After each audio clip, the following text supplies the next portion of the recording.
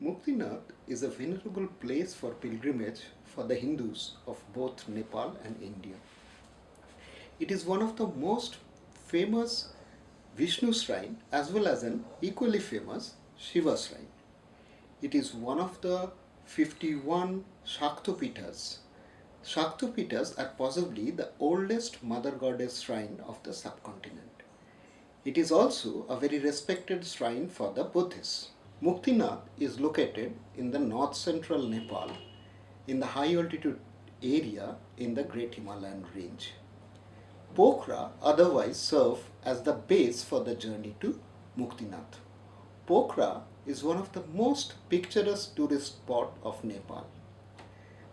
It has a central lake Fewatal and the view of the Himalayan range with Machapuchara at the center and Annapurna and Dhaulagiri on either side is absolutely spectacular.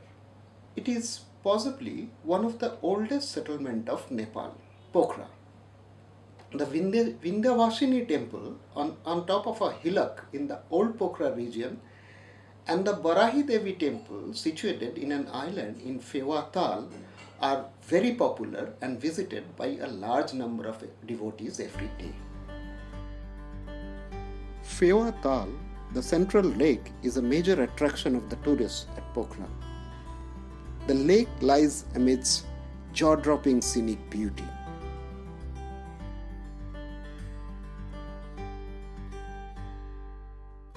We reached the Barahi temple situated in an island of the lake very early in the morning.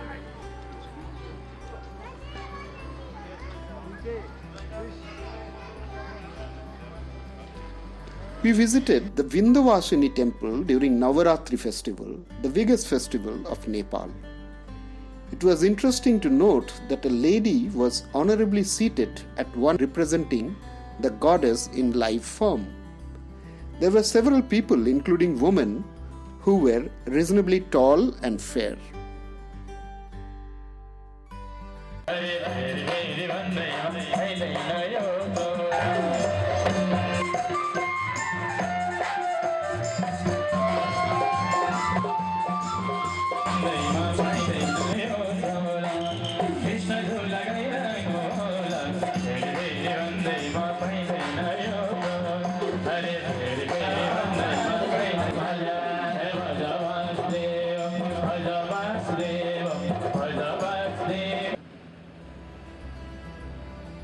Next morning, we boarded the flight to Jomsom on our way to Muktinath.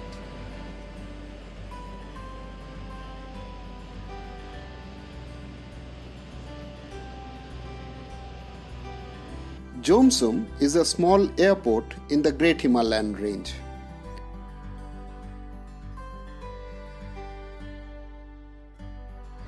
The panoramic view of the Nilgiri range from there was breathtaking.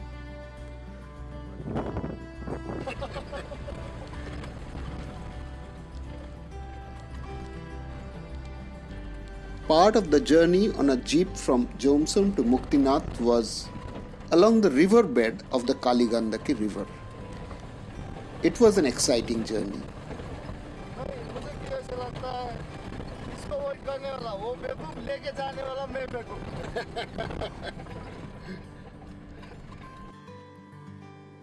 The view of the mountains and a distant view of the Kagbeni village was spectacular.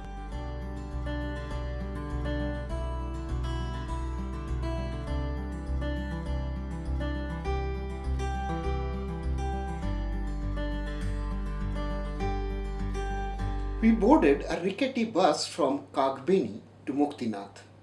The journey was not so comfortable, but the view of the Himalayas all around was absolutely spectacular.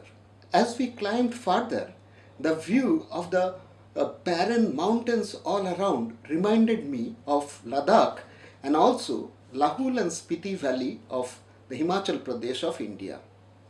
I managed to take a few photographs through the windscreen as well as through the windows of the bus.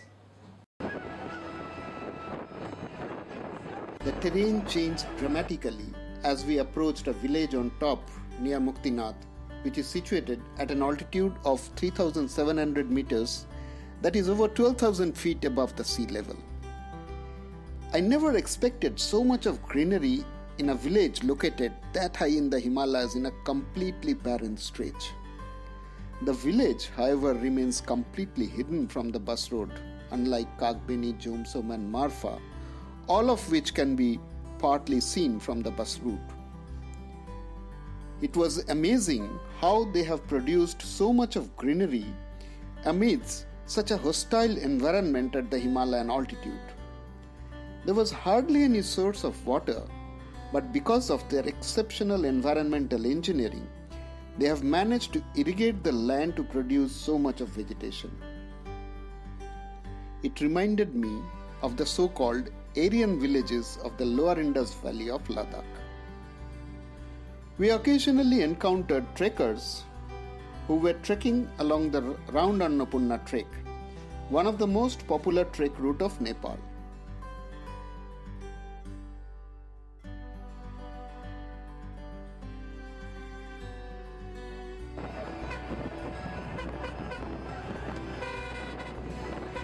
The bus stand was of the size of a football field.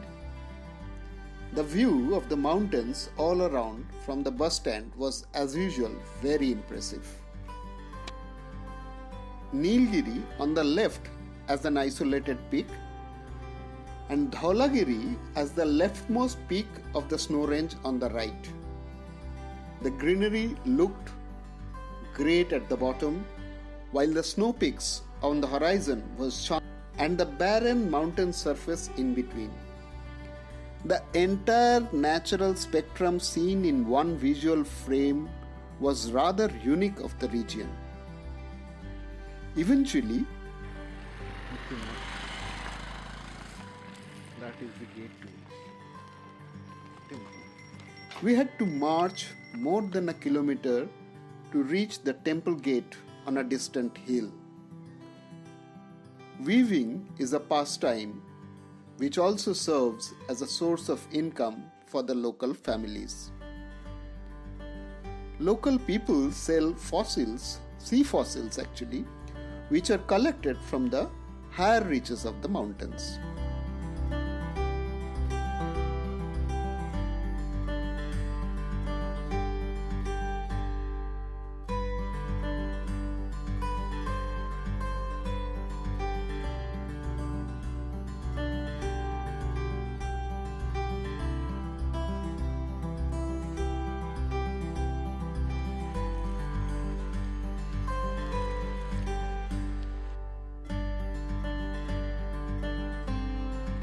Eventually, we could see the gate of the main temple.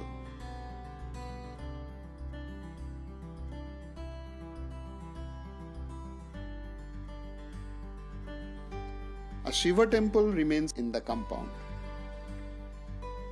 There was a place for performing yagna, where yagnas are performed as and when requested by the devotees. Hindu priests perform yagnas for the devotees pouring ghee in a fire enclosure.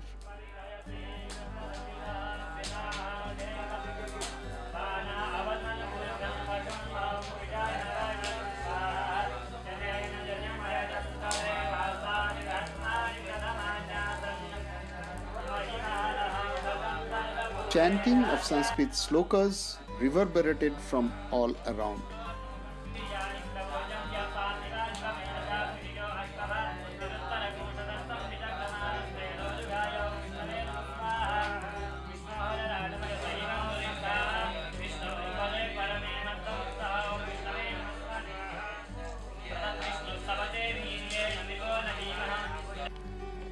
Many of the rituals are performed in the open by the devotees under the guidance of a priest.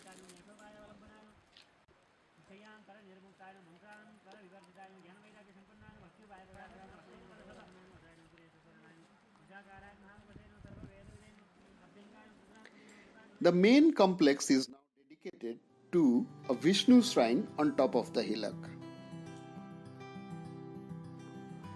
Two water enclosures are there in front of the temple for the devotees to take holy dip before entering the temple.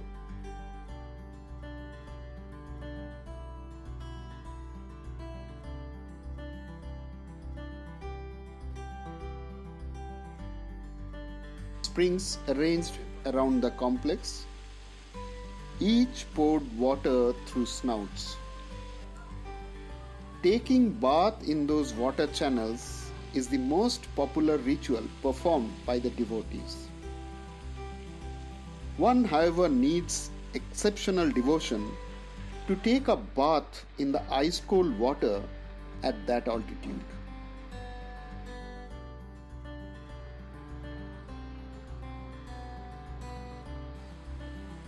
The water is produced by melting of snow of the Thorangla Pass just above the village.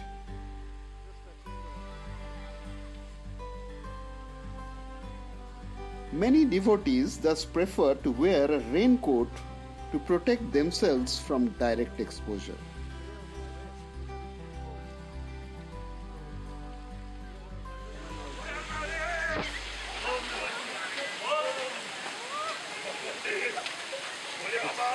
It's ice cold. The water is literally ice cold. But they are enduring it. That is the case. While some other only touch the water and sprinkles it on their head. Even that is very difficult as the water is chilling cold.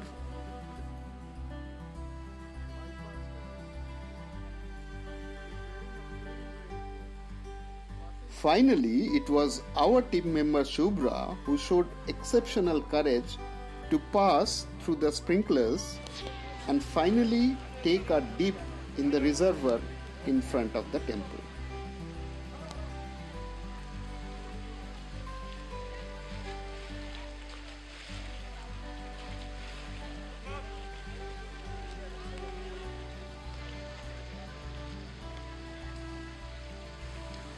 A visit to Muktinath, the highly respected Hindu shrine situated at a remote village of Nepal amidst the Great Himalayan range, was indeed a great experience, much more than visiting a Himalayan tourist destination.